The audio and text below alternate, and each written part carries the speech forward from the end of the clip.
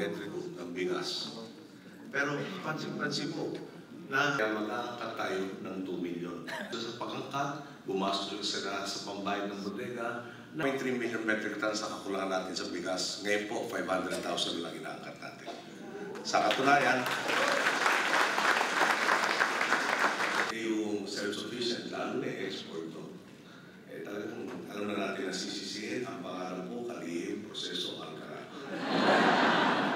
Paano hindi mo ako ininero, pero tatapos natin, sumatin mo may pagkakaroon.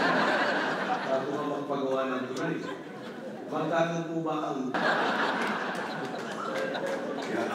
Para nakakatawa sana, kaya lang talagang mga pagkakapal na mukha na yung right project, right quality, right... Ano sa po yung proseso ng tinatawag na connector. Dati po kung nung incentive ang kailangan natin ibigay. Ngayon po sila na nag-uunahan para gawin itong proyekto. Ang EDSA naman po, we granted up 3,600 buses needed, over 12,000 fly sa EDSA. Isa po sa North, dalawang gas ay nasa between 15,000 to 16,000 pesos per month. Ang ilan sa ating pumakagal ng batas. Magkano ibabayad nila? Dati po, upang 3,000. Maraming po, hindi mananatiling 200 yan. Sa 25th year, magiging 1,000. Ang ating housing program. At tatawid po ito sa mga kawan natin sa po ng 6.4%.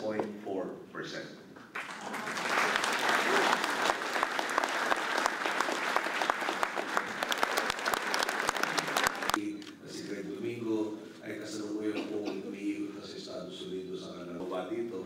Pero talagang yung hindi na yata bumaba ng 4,800.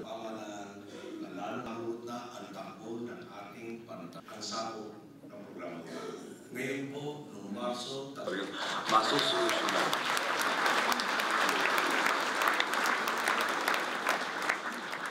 Pwede mahalaga pong iliin na nagawa natin ang lahat ng reformang nabanggit ko nang hindi po tayo nagtataas ng buwis. Nangako. Ano nangyari? Paano na ikawa ito? Paano natin masisigurado? Alamin mo lahat ng problema ng nauna sa iyo bago ka magmungkain ng solusyon. Hindi guaranteed na po. Wala na kami ginawa kundi aralin. Hindi na pwedeng kasuhan.